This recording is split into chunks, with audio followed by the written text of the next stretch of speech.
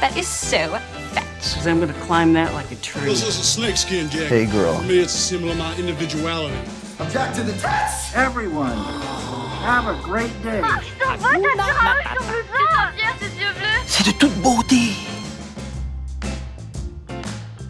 Salut tout le monde, bienvenue dans ce nouvel épisode d'Anaïs se fait des films, le podcast où l'on parle de mes obsessions cinématographiques, mais pas que.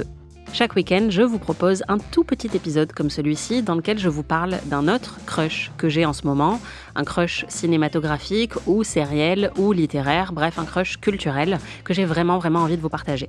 Et mon crush cette semaine, c'est la série Cape Fear, les nerfs à vif, diffusée actuellement sur Apple TV. What is your worst fear? Is there any way Max could know about what we did? Speak of the devil. He is coming after my family. Why would I want to hurt you? What did you do? Don't lie to me. I am not lying to you. Why would I want to hurt you? Why?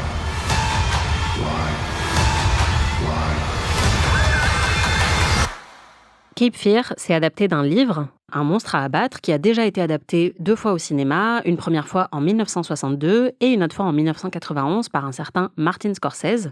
Et dans ce film, la seule adaptation que j'avais vue, Robert De Niro joue un ancien détenu qui sort de prison et qui décide de se venger de l'avocat qu'il avait défendu pendant son procès. Cape Fear, c'est pas forcément un des films de Scorsese dont on parle le plus, et c'est un thriller qui est, je trouve, très camp, très outrancier, avec une performance de De Niro très grandiloquente. Et là, la série est signée Nick Antosca, mais elle est produite par Martin Scorsese. Et en fait, je trouve que ce récit se prête tellement bien au format sériel, parce que ça va nous permettre de creuser davantage les personnages et de les faire sortir de la caricature, puisque c'est un petit peu le reproche que je pouvais faire au film de Scorsese, même si je reconnais qu'il est quand même très bien. Au contraire, là, le temps un peu plus long de la série va permettre de faire monter la température, littéralement très lentement, et de distiller un malaise et une angoisse qui sont de plus en plus présents d'épisode en épisode. Le détenu, cette fois-ci, il est incarné par Javier Bardem, et quel bonheur de le voir dans un rôle comme celui-ci. Il est vraiment génial, à la fois sombre, menaçant, charismatique, un petit peu sexy, et parfois très touchant. Et puis vraiment, tout le casting est parfait. L'avocat, cette fois-ci, est une avocate, jouée par Amy Adams, encore une actrice de génie, qui est souvent très bonne dans des mini-séries, et leur duo fonctionne très bien. Et puis le mari de l'avocate, qui était aussi procureur sur l'affaire de Max Cady, donc le criminel, et quant à lui joué par Patrick Wilson, c'est un acteur que j'adore et qui se met souvent pas mal en danger dans ses rôles. En fait, il a le physique du gendre idéal américain, et il s'amuse souvent à subvertir cette image avec des rôles qui vont un petit peu craqueler ce vernis parfait. C'est un acteur que vous avez pu apercevoir dans la saga Conjuring, mais qui était aussi dans un excellent épisode de Girls, One Man's Trash, je crois.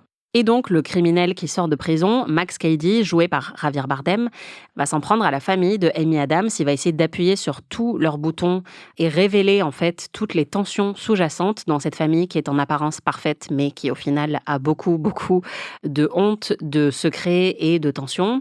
Il va les manipuler lentement mais sûrement, en s'infiltrant dans leur vie et dans celle de leurs enfants, ce qui occasionne souvent certaines des scènes les plus dérangeantes.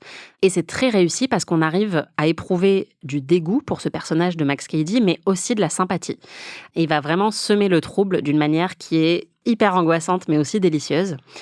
Ce qui fait que j'aime beaucoup cette série, c'est qu'elle appartient au genre du Southern Gothic, c'est-à-dire un thriller un peu sulfureux, qui se déroule dans le sud des États-Unis, avec des décors donc forcément très caractéristiques, les grandes bâtisses bourgeoises sous les arbres, la chaleur oppressante de la région, les averses, les orages qui vont appuyer un petit peu plus sur la tension que ressentent les personnages, et puis les divisions de classe qui sont très marquées aussi et qui jouent vraiment un rôle dans cette série. C'est une série qui, comme le film de Scorsese, est très stylisée. Il y a vraiment beaucoup de choix esthétiques très forts. Tous les curseurs sont poussés à fond. C'est aussi très camp comme le film de Scorsese, mais là je trouve que c'est encore plus réussi. La musique est excellente, elle est très présente dans la série et elle va contribuer à renforcer cette atmosphère assez lourde et assez sulfureuse. Et il y a même un petit clin d'œil sympa au film de Scorsese, puisque Juliette Lewis, qui était déjà dans le film, joue ici un autre rôle. La série reprend les éléments de base du film, mais elle va aussi y ajouter ses petits twists. Donc c'est vraiment savoureux. Si vous avez vu le film de Scorsese, vous pouvez vous amuser à voir comment Nick Antosca va réinterpréter certains aspects de l'histoire. Mais si vous ne l'avez pas vu, c'est très bien aussi, je pense. C'est un thriller à infusion lente, mais avec un univers assez addictif. Donc c'est vraiment parfait pour l'été en fait. Et personnellement, ça m'a rappelé les plaisirs qui avaient été suscités par les très bons thrillers de Jean-Marc Vallée, Big Little Lies et Sharp Objects. Bon alors là, on parle vraiment de 2 chefs-d'œuvre de l'univers des séries, donc je sais pas si Cape Fear est forcément à la hauteur, et c'est pas non plus un phénomène du niveau de Big Little Lies, mais c'est vraiment un excellent thriller parfait pour l'été. Et puis, rien que pour le plaisir d'entendre Javier Bardem prononcer les mots peanut butter, ça vaut le coup. Voilà, c'était mon crush du moment. À la semaine prochaine.